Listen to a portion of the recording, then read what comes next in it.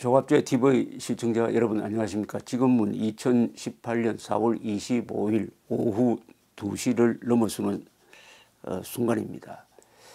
27일 오는 금요일 날 판문점에서 김정은 문재인 김정은 회담이 있을 때 만찬에서 우리 쪽에서 김정은을 대접하기 위하여 짠 메뉴가 화제가 되고 있습니다. 거기 등장하는 인물이 김대중 전 대통령 고향 신안 가거도의 민어, 김정은이 유년 시절을 보낸 스위스의 레스티 감자전이랍니다. 레스티. 그리고 윤희상의 고향 통영바다의 문어, 만찬 건배주는 두견주로 한다.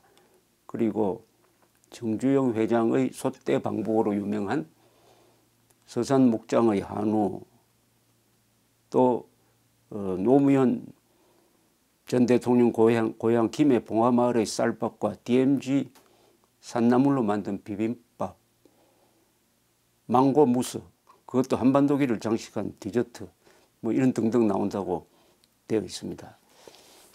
이 철저하게 이념으로 색칠한 메뉴입니다. 음식까지도 이런 식으로 정치적 선전의 자료로 쓰는 사람들은 이념이 모든 것에 우선한다고 생각하는 사람들이죠. 이념이 모든 것에 우선한다. 이것은 개혁투쟁론자들이 갖고 있는 독특한 가치관입니다. 그들은 이념이 진실과 사실을 결정하고, 이념이 선악을 결정하고, 이념이 아름다움과 추함을 결정한다고 이야기합니다. 북한에서는 피바다라는 연극이 인기가 있습니다. 한국 사람들은 그것을 보면 끔찍하다고 생각하지만 북한식 개혁투쟁론에 세뇌된 사람들은 피바다를 보면 가슴이 뜁니다. 그러니까 피바다가 아름답다는 뜻이죠. 이념적으로 판단하니까 끔찍한 피바다도 아름다운 것이 됩니다. 이제는 드디어 그 이념이 식단에까지 와가지고 이것을 이념적으로 짰는데, 문제는 이게 과연 맛이 있을까 하는 생각이 듭니다. 음식은 맛이 있어야 되는 거 아닙니까? 이거 보면은 한식이 준데 여기에 스위스 감자전이 섞였다? 그렇다고 이걸 퓨전이라고 하기도 힘들고 말이죠. 맛이 있을지, 더구나 김정은이가 이것을 맛있게 먹을지. 김정은은 사실은 그런 몸통으로는 건강을 유지하기 힘드니까 다이어트를 해야 될 사람인데, 이런 음식을 대접을 하면은 과연 기분이 좋을지. 그나마 하나 위안이 되는 것은 여기에 고운 발바닥 요리가 들어가지 않은 사실입니다. 고운 발바닥 요리.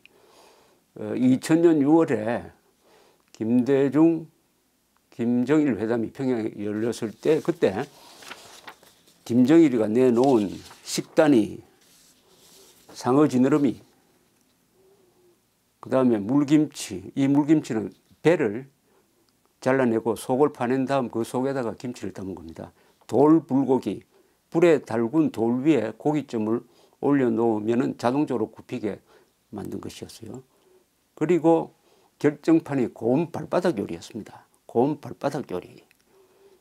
고운 발바닥 요리를 김정일과 함께 먹었다고 돌아와서 저 앞에서 자랑하는 사람이 있었습니다. 제가 그 사람 얼굴을 다시 한번 봤습니다. 북한 주민들을 굶겨 죽이면서, 그래야 배고픈 굶주린 주민들이 사람을 죽여가지고 인육을 먹고 있는 상황을 만들어 놓고 고운 발바닥 요리를 남북한 소비 지도층이 앉아서 맛있게 먹었다. 더구나 김정일은 동석한 이들에게 고운 발바닥 요리를 먹으면 정력에 좋다면서 농담을 늘어 놓았다고 합니다. 그 고운 발바닥 요리를 올리지 않는 것은 그나마 다행입니다. 이 박정희 대통령이 어떤 식탁을 가졌느냐, 어떤 식단을 가졌느냐 하는 것은 이 사람은 아주 소박한 음식을 좋아했습니다. 비빔밥이라든지 국수라든지. 이 정언이 하나 있습니다. 이 박정희와 대구사범에 같이 다녔던 김병희 교수가 자신의 회고록에서 5.16 군사혁명 직후에 만난, 당시로서는 군정을 하고 있던 시기니까 무시무시한 국가재건 최고회의 의장 박정희를 이렇게 묘사했습니다. 제가 회고록에서 한 대목을 읽어드리겠습니다. 내가 최고회의 의장실에 처음 들어갔을 때의 첫 인상은 그 방이 어쩌면 그렇게도 초라할 수 있을까 하는 것이었다. 마치 야전사령관이 있는 천막 속을 방불케 하였다. 특히 그가 앉은 의자는 길가에서 구두 닦는 아이들 앞에 놓인 나무 의자와 조금도 다를 바가 없었다. 게다가 그가 피우는 담배는 국산 아리랑이었다. 당시에 내가 피우던 담배는 국산으로는 최고급품인 청자였고 때로는 선물로 받은 양담배였다. 하루는 그 방에 들어갔더니 점심 식사를 먹고 있는데 10원짜리 냄비우동 한 사발과 노랑무 서너 조각이 전부였다. 나는 친구들과 어울려 10원짜리 우동을 50그릇이나 살 수 있는 500원짜리 고급 식사를 마치고 온 터라 몹시 양심의 가책을 받았다. 이렇게 적혀 있습니다. 대한민국을 부자로 만들어가지고 우리 민족을 굶주림과 굴욕으로부터 해방시킨 박정희의 식단은 이렇게 단출했습니다. 소박했습니다. 그런데 북한 주민들을 굶겨 죽이고 난쟁이로 만든 대한민국 남자 평균 키가 12cm나 짧도록 하고 평균 수명에서는 남한 사람들보다 12, 13년 짧게 살도록 만든 독재자의 식탁은 곰 발바닥 요리였다. 몇 년 전에 북한 전문 인터넷 매체인 데일리 NK에서는 이 김정일의 식탁을 집중 분석한 적이 있습니다. 그 근거가 뭐냐면은 김정일은 이탈리아 음식 전속 요리사, 중국식 전속 요리사, 그리고 일본 음식을 특히 좋아했는데 일본 음식 전속 요리사 후지모토 겐지를 채용을 해가지고 10몇 년 동안 부렸습니다. 이 후지모토 겐지는 김정은의 식탁에도 아마 숯이라든지 회라든지 이 요리를 올리고 있을 겁니다. 지금 북한에서 지금 일본 음식점을 열어가지고 아주 이 김정은의 총애를 받은 사람입니다. 후지모토 겐지는. 그리고 후지모토 겐지가 쓴 김정일의 요리사란 책에 최초로 김정은 이야기가 나옵니다. 김정은. 그때 이미 김정은이가 후계자가 될 가능성이 많다라고 최초로 2003, 4년 무렵에 쓴 사람입니다. 아주 고급 정보를 가진 사람이에요. 이 사람이 쓴 김정일의 요리사라는 이 책을 보면은 제가 월간조선 편집장을 할 때 이 책을 번역을 했습니다만은 김정일의 식단 메뉴판이 나옵니다. 메뉴판을 복사를 해가지고 올려놓았어요. 그 차림표라 그러죠. 차림표에 보면은 제가 생전 처음 듣는 음식도 많습니다. 예컨대 야자 상어 날개탕, 죽생 상어 날개탕, 상어 날개 소라탕, 이 상어와 관계되는 게 많고 이 캐비어도 있고 뭐 등등 또 북한식 용어가 있습니다.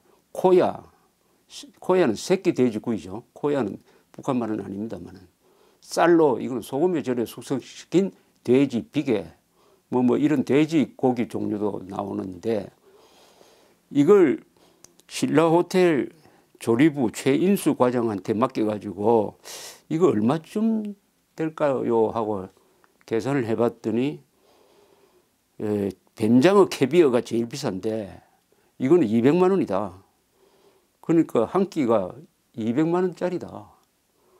이런 계산 결과가 나왔다고 합니다. 200만 원짜리 밥상을 먹고 있는 김정일이가 주민들은 배가 고파가지고 좀 잔인한 이야기지만 인육까지 먹도록 만드는 이런 지옥을 만들어냈습니다. 제가 2002년에 불란서의 꼬냑 지방, 꼬냑은 지명입니다만 가니까 거기 꼬냑을 만드는 헤네시 꼬냑을 만드는 공장이 있었어요. 거기 가서 이런 이야기를 들었습니다. 제일 비싼 꼬냑이 당시에 타임레스 리차드라는 꼬냑이 있었어요. 한 병에 $2,000합니다. 그래 이걸 누가 제일 많이 사가느냐 하니까 김정일이가 제일 많이 사간다고 했습니다. 김정일이가. 그러니까 세계에서 가장 비싼 밥 먹고 세계에서 가장 비싼 술을 마시는 김정일의 아들 김정은 또한 같은 버릇을 갖고 있을 것입니다.